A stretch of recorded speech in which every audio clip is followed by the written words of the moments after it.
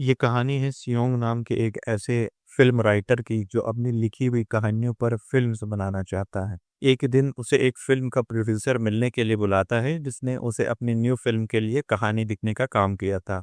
यहाँ आकर वो देखता है कि ये प्रोड्यूसर तो बहुत ही डिस्टर्ब इंसान था। वो यहाँ पहले से मौजूद एक राइटर को मार रहा था क्योंकि उसने वक़्त पर स्टोरी कंप्लीट नहीं की थी और स्टोरी तो सियोंग की भी कंप्लीट नहीं थी। इससे पहले कि प्रोड्यूसर उसका भी बुरा हाल करता, वो प्रोड्यूसर से माफ़ी मांगते हुए उससे 1 महीने का और टाइम मांगता है। अपनी कहानी कंप्लीट करने के लिए प्रोड्यूसर उसे 4 दिन का टाइम देकर यहाँ से निकाल देता है। घर आते ही वो काम पे लग गया। कुछ अच्छा उसके दिमाग में आ ही नहीं रहा था। 100 से 200 के हिसाब से पेज भरने के बाद वो तंग आ जाता है। फिर कुछ देर बाद वो पास पड़ा अपने दादाजी का भेजा हुआ एक पार्सल खुलता है। इस पार्सल के अंदर एक खत भी था जिससे वो पढ़ते पढ़ते वहीं सो गया। तभी ख्वाब में उसके दादाजी आकर उसे कहानी सुनाने लगे। वो उसे बता रहे थे कि हमारे पुराने घर के नीचे करोड़ों का सोना दबा हुआ है, लेकिन उस घर को तोड़कर वहां अब जेल बना दी गई है। सोना ठीक कुएं के पास दबा था। ये सारी कहानी सुनते ही सियोंग को वो होश आ गया। होश में आते ही जब उसने दादाजी का पार्सल देखा तो उसमें उस घर का नक्शा था जो सच में गेम के नक्शे से मिल रहा था। यानी ख्वाब में जो कुछ भी उसने देखा, जो कुछ उसके दादाजी ने बताया वो झूठ नहीं था। यानी सियोन की तो एक बड़ी लॉटरी लग गई थी। अब तो वो दिनों में अमीर हो जाता। लेकिन दिक्कत की बात यह थी कि सियोन ने सोने को हासिल करने के लिए सिर्फ जेल जाना पड़ता। बुरे काम तो कभी उसने किए नहीं थे। अब जेल जाने के लिए वो क्या करता? तो उसने अपना दिमाग गड़वाया और अपने पड़ोसी का लैपटॉप चराकर नीचे गिराकर तोड़ दिया। गुस्से में उसके पड़ोसी ने उसे पुलिस में अरेस्ट करवा दिया और फाइनली वो जेल पहुंच गया। पहला ऐसा बंदा था तो जेल पहुंच के खुश हुआ। जेल में तो वो सभी कैदी किसी की बर्थडे पार्टी बना रहे थे और वो था ग्रैब। ग्रैब उसके पास आकर उसे भी पार्टी में शामिल होने को कहता है और बताता है कि एक जमाने में उसका भी सियोंग नाम का एक अच्छा दोस्त था। ग्रैब बिना उसकी बात सुने उसे अपना दोस्त बना लेता है और कहता है कि अब से तुम मेरे दोस्त, इसलिए तुम्हारी हिफाजत की सारी जिम्मेदारी अब मेरी। तुम्हें यहाँ कोई नुकसान नहीं पहुंचाएगा। जिसके बाद अब हमें दिखाया जाता है कि सियोंग इस जेल का विजिट कर रहा है और वो जगह ढूंढने की कोशिश कर रहा है जहां सोना दबा हो सकता है। जिस वक्त पर उसे यहाँ एक और कैदी मिलता है जो उसे बताता है कि इस जेल में 2 ग्रुप्स बने हुए हैं। एक ग्रुप ग्रैब का था तो दूसरा ग्रुप था बाओ का। बाओ जो कि एक बहुत खतरनाक कैदी था और दिमाग से संती टाइप का था। सभी लोग उससे डर कर रहते थे। जबकि दूसरी तरफ था ग्रैब का जो कि काफी बहादुर है और काफी ईमानदार इंसान है। वो अपने ग्रुप के किसी भी मेंबर का किसी भी किस्म का नुकसान नहीं होने देता था। वो हर तरह से उनकी हिफाजत करता था। इस कैदी से ये सारी कहानी सुनने के बाद सियोंग कहता है कि अरे नहीं है, उसे किसी ग्रुप में शामिल नहीं होना है। वो लोग बात ही कर रहे थे कि अचानक कुछ कैदी उसको पकड़कर पाओ के सामने ले आते हैं। ये असल में पाओ के ग्रुप के लोग थे जो उसे टॉर्चर करते हैं।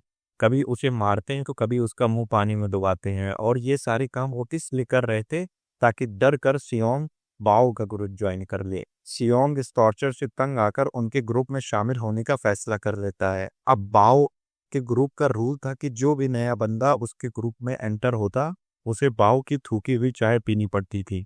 इसलिए सियोंग को भी ऐसा करना पड़ेगा। तो जब बाओ की वो गंदी थूक वाली चाय पीने का टाइम आता है तो अचानक से कोई उसके हाथ से कप गिरा देता है और ये कोई और नहीं था बल्कि ग्रैब था। वो बाओ से कहता है कि सियोंग उसके ग्रुप का बंदा है क्योंकि वो उसके रूम में रहता है, इसलिए उसके ऊपर कोई जबरदस्ती नहीं कर सकता। ग्रैब और ग्रैब के लोग सियोंग को अब यहाँ से लेकर चले जाते हैं और सियोंग के बाओ के हाथ से निकल जाने की वजह से बाओ को यहाँ आ जाता है गुस्सा, जिसका बदला वो अगले दिन उसके खाने में कॉकरोच मिलाकर लेता है और जबरदस्ती उसे वो खाना खाने का मजबूर करता है। जो सारा तमाशा क्रैब देख चुका था। इसलिए क्रैब और बाव में लड़ाई शुरू हो जाती है और किसी तरह ये लड़ाई खत्म हो जाती है और अगले दिन हम देखते हैं कि सियोंग को जेल की साफ सफाई का काम मिला है ड्यूटी के तौर पर। उसने मौके का फायदा उठाया और काम करते हुए उस पुराने कुएं की तलाश में लग गया जिसके आसपास सियोंग के दादाजी का सोना दफन था। उसकी ड्यूटी भी खत्म होने वाली थी। सफाई करते करते वो लाइब्रेरी में पहुंचा जहां वो कुएं के बारे में जानकारी हासिल करने ही वाला था कि अचानक पीछे से बाव और बाव के लोग आ जाते हैं जो उसे पकड़कर मारना शुरू कर देते हैं। मार मार कर वो उसका बुरा हाल कर देते हैं और अगले सीन में दिखाया जाता है कि ग्रैब यानी सियोंग का दोस्त सियोंग के लिए काफी परेशान है क्योंकि वो ड्यूटी खत्म होने के बाद भी अपने सेल में वापस नहीं आया। उसे यकीन था कि इसके पीछे जरूर बाव का ही हाथ होगा। वो बाव के पास जाके उससे सियोंग के बारे में पूछता है। जवाब में बाव कहता है कि अरे अरे, तुम्हारा दोस्त नहीं मिल रहा। बाव उससे कहता है कि वो उसे सियोंग के बारे में एक ही शर्त पे बताएगा और वो शर्त थी कि उसे उसके थूकी हुई चाय पीनी पड़ेगी। ग्रैब दिन का काफी अच्छा था और उसे सियोंग की फिक्र थी, इसलिए उसे ना चाहते हुए भी उसकी ये शर्त माननी पड़ती है। जिसके बाद बाव के लोग उसे बताते हैं कि सियोंग कचरे के डब्बे में है। बिना वक्त जाया किए ग्रैब और उसके सभी साथी जैसे ही कचरे के बॉक्स के पास जाते हैं तो उन्हें सियोंग अंदर बंद मिलता है। उसके मुंह को एक प्लास्टिक रैप से बंद किया गया था जिसकी वजह से वो कुछ ही देर में मर जाता। पर वक्त रहते ही यहाँ पर ग्रैब आ गया। ग्रैब अपने दोस्त के साथ होने वाली इस ज्यादती और बेइज्जती का बदला अब बाव से लेने का फैसला कर लेता है और इस बात के लिए अब सियोंग भी तैयार है। इसलिए नहीं कि बाव ने इसे मारा, बल्कि उसका तो सारा फोकस अपने मिशन पे था, यानी सोने को हासिल करने पे। वो सोच रहा था कि अगर इन ग्रुप्स की लड़ाई हुई तो उसे अच्छा खासा वक्त मिल जाएगा यहाँ जेल के अंदर सोने की जगह ढूंढने का। अगले सीन में दोनों ग्रुप्स के लड़ाई हो जाती है। सभी आपस में लड़ रहे थे। गार्ड्स को बचाने की कोशिश में लग जाते हैं और मौका पाते ही सिक्योरिटी गार्ड से सियोंग स्टोर की चाबी चुराते हुए स्टोर की तरफ बढ़ता है। पर इससे पहले कि वो स्टोर को खोल पाता, पीछे से बाव और उसके साथी आकर उसकी खूब पिटाई लगाते हैं। लड़ाई करने की वजह से अब ग्रैब सियोंग और बाव को सबसे अलग अलग जेल में बंद कर दिया गया था, जहां रहते हुए सियोंग अपना मकसद पूरा नहीं कर सकता था। गुस्से में यहाँ पर सियोंग ग्रैब से कहता है कि उसे उसकी मदद की जरूरत नहीं, वो उसके लिए ना लड़ा करे, वो खुद की हिफाजत खुद कर सकता है। जब से वो वो उसके साथ आया है उसकी जिंदगी मुश्किल हो गई है। ये सारी बातें ग्रैब को टेंशन में डाल देती हैं। वो दो सियोंग को अपना दोस्त मानता था। वो सियोंग को अपनी कहानी सुनाता है कि क्यों वो सियोंग की हमेशा इतनी केयर करता है।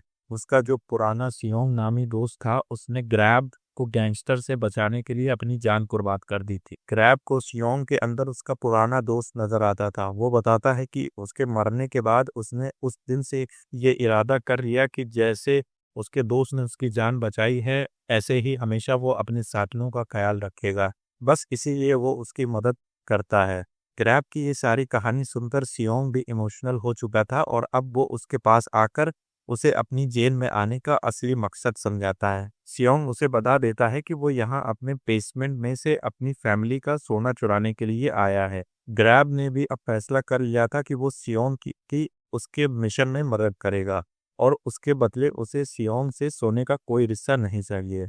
इन लोगों ने अब सोना चुराने के लिए एक प्रॉपर प्लान बनाया। सबसे पहले इन्हें स्टोर रूम में जाना था जहां की गार्ड की गर्दन के ऊपर ये लोग एक अजीब सा केमिकल छिड़क देते हैं जिससे उसकी गर्दन पे एलर्जी हो जाती है। उसे इमरजेंसी में मेडिकल रूम में ले जाया जाता है और पीछे से मौका पाते ही ग्रैब उसका यूनिफॉर्म चुरा लेता है। सियोंग उस यूनिफॉर्म को पहनकर स्टोर रूम के अंदर जाता है जहां उसे सेल का एक नया नक्शा मिलता है जिसके मुताबिक वो पुराना कुआं जिसके आसपास सोना दफन था वो अब लॉन्ड्री रूम में था। ये लोग जैसे तैसे करके लॉन्ड्री रूम तक पहुंचते हैं और नक्शे के मुताबिक जहां कुआं होना चाहिए था वहां एक दीवार नजर आई। इन्हें यकीन था कि इस दीवार को तोड़ने पर उन्हें पीछे कुआं मिल भी जाएगा। वो इस दीवार को तोड़ देते जिसके पीछे सच में इन्हें बहुत ही खतरनाक और खौफनाक सा एरिया नजर आता है। ये लोग बड़ी सी लाइट लेकर इसके अंदर घुस जाते हैं, लेकिन यहाँ तो उन्हें ना कोई सोना और ना कोई सोने का टुकड़ा मिलता है। ना कामयाबी और उदासी ही इनके हाथ लगती है। फिर ये लोग वापस आने वाले थे कि तभी अचानक यहाँ पर ग्रैब को एक लकड़ी नजर आती है। वो ऐसे ही टाइम पास के लिए इस लकड़ी को उठा लेता है और इस लकड़ी को उठाते ही वहां पर एक अलमारी खुल जाती है जिसके अंदर कई सोने के पार्स थे जिनकी कीमत 400 करोड़ डॉलर से भी ज्यादा हो सकता था। ये देखकर तो सियोंग की आंखें खुली की खुली रह गई। सियोंग ने सबसे पहले इनके अंदर से सोने के कुछ पार ग्रैब को दिए, लेकिन ग्रैब कहता है कि मेरा इस सोने पे कोई हक नहीं है, ये तुम्हारा है और तुम ही इसे लेकर जाओ। ये लोग अब सारे सोने को एक कपड़े में छुपा देते हैं और लॉन्ड्री रूम में रखे हुए कपड़ों के साथ लेकर बाहर आ जाते हैं। ये लोग जानते थे कि लॉन्ड्री रूम में रखे हुए कपड़े 22 तारीख को जेल से बाहर जाएंगे और यही वो दिन था जिस दिन सियोंग को भी जेल से रिहाई मिलनी थी। इनका प्लान तकरीबन तकरीबन कामयाब ही होने वाला था और सियोंग किस चीज को लेकर बहुत खुश था, वो ग्रैब को बताता है कि अब वो अपना सारा कर्ज उतार कर फाइनली अपना सपना पूरा कर सकता है, यानी अब वो एक प्रोड्यूसर बनकर फिल्म बना सकता है। ग्रैब का साफ दिल देखकर सियोंग ने अब ग्रैब से वादा किया कि जब वो भी जेल से बाहर निकलेगा तो वो दोनों मिलकर एक रेस्टोरेंट खोलेंगे जो कि सिर्फ ग्रैब का होगा। सब कुछ तो प्लान के अकॉर्डिंग ही चल रहा था, पर ये बाव जिसकी पोपड़ी में बवाल करने के कीड़े काट रहे थे वो इन्हें खुश रहते नहीं देख सकता था। वो फजूल में इनसे लड़ाई कर लेता है, जो करते हुए सियोंग का छुपाया हुआ सोना उसके सामने आ जाता है। इनकी इस लड़ाई के चलते यहाँ पर गार्ड्स भी आ चुके थे। इससे पहले कि सोना उनकी नजरों में आ जाता और उन्हें पता चल जाता, ये तीनों सोना छुपा चुके थे। बाओ यहाँ पुलिस वालों से झूठ बोल देता है कि सियोंग का पांव फिसल गया था और वो सब लड़ाई नहीं कर रहे थे और वो तो यहाँ उनकी मदद करने के लिए आया था। सियोंग भी उसकी हाँ में हाँ मिला चुका था और अपने दुश्मन के साथ सियोंग को मिलता देखकर ग्रैब को बहुत हैरानी होती है। इसलिए अब ये सब लोग बाओ के साथ मिलकर यहाँ से भागने का प्लान करते हैं। फिर हमें पता चलता है कि इन लोगों ने आज से 2 हफ्ते बाद जेल में होने वाली एक पार्टी में सबको चकमा देकर जेल की एक पुरानी सुरंग से यहाँ से बाहर निकलने का प्लान बनाया है। प्लान तो अच्छा था लेकिन एक नई प्रॉब्लम थी। सियोंग जो कि 22 तारीख को छूटने वाला था, वो कैसे अपना सोना लेकर यहाँ से बाहर जाता। उसे सोने को अपने साथ ले जाने के लिए बाओ के साथ प्लान के अकॉर्डिंग चलना था। अब अपने प्लान के मुताबिक चलने के लिए सियोंग और बाओ दोनों मिलकर लड़ाई करते हैं। लड़ाई के चलते सियोंग को कुछ और दिन की सजा हो जाती है और ये लोग अपने प्लान के ऊपर काम करना शुरू कर देते हैं और पार्टी के दिन भी करीब आ गए थे। इन्होंने क्लोरीन गैस से गुब्बारे फुलाए जिसके अंदर ये लोग आग लगाकर सबको डाइवर्ट कर देते हैं। जिस वक्त यहाँ पर इंस्पेक्टर अपनी स्पीच दे रहा था, तभी सियोंग और बाओ ने सभी गुब्बारों में किसी बॉम्ब की तरह आग लगा दी। मौके का फायदा उठाते हुए ये लोग उस टनल की तरफ निकल गए जहां से दूसरी तरफ समंदर था। टनल में चलते चलते इनके सामने अब वो दरवाजा भी आ चुका था जिसकी दूसरी तरफ समुंदर था। दूसरी तरफ गार्ड्स को भी ये पता चल गया था कि 3 कैदी गायब हैं और ये सब जो कुछ यहाँ हुआ है वो सब इन्हीं तीनों कैदियों की देन है। जहां इन लोगों ने अपने बनाए हुए एक बॉम्ब के जरिए वो बड़ा सा दरवाजा तोड़ दिया था जिसकी दूसरी तरफ समुंदर था। बाहर बाव के आदमी कश्ती लिए तैयार थे। अब फाइनली बस इन्हें यहाँ से भागना था, लेकिन इस वक्त पर बाव दोबारा इन्हें धोखा देता है। वो अपना चाकू को निकाल कर इन दोनों को यहाँ मारने वाला था क्योंकि उसके दिल में लालच थी। वो सारा सोना खुद हासिल करना चाहता था। इससे पहले बाव क्रैब को मार देता, सियोंग उसके सामने आ जाता है और इसलिए वो बहुत ज्यादा जख्मी हो जाता है। इसके बाद इन तीनों के दरमियान लड़ाई शुरू हो जाती है। बाऊ जो कि एक खतरनाक क्रिमिनल था, उसने धोखे से इन लोगों को घायल कर दिया था। क्रैब अब उससे कहता है कि तुम बेशक सारा सोना ले जाओ पर उन दोनों को छोड़ दो, लेकिन वो ग्रैब की बात क्यों मानता। जेल में तो हमेशा ग्रैब उसका दुश्मन रहा था। वो ग्रैब को अब समुंदर के अंदर गिराना चाहता था। जैसे ही वो ग्रैब को गिराता है, पर वक्त रहते ही ग्रैब एक रस्सी को पकड़ लेता है जिसका दूसरा सिरा सियोंग के हाथ में था। यानी इस वक्त ग्रैब की जान सियोंग के हाथ में थी। सियोंग को वो सारे लम्हे याद आते हैं जब ग्रैब ने उसकी मदद की थी, एक ईमानदार दोस्त की तरह उसका साथ दिया था। अब वो ग्रैब का साथ नहीं छोड़ने वाला था। ग्रैब के ठीक सामने बाव भी खड़ा था। अपने एक हाथ से रस्सी को पकड़े हुए ग्रैब उसे चकमा देते हुए जल्दी से पानी में गिरा देता है और दूसरी तरफ सियोंग अपना पूरा जोर लगाते हुए अपने दोस्त ग्रैब को समुंदर से बचा लेता है। बाव तो मारा जा चुका था और इनके सेफली जेल में वापस आते ही यहाँ सिक्योरिटी गार्ड्स भी उन्हें ढूंढते हुए आ चुके थे, जिन्हें देखकर ये दोनों अपने आप को सरेंडर करके उनके हवाले कर देते हैं। जेल से भागने की कोशिश की वजह से इनकी सजा थोड़ी बढ़ाई तो जाती है, लेकिन कहानी के आखिर में एक अच्छी चीज हमें बताई जाती है कि ग्रैब जिस वजह से इस जेल से भागने जा रहा था वो वजह खत्म हो चुकी थी, यानी उसकी बेटी का इलाज अच्छे से हो गया था।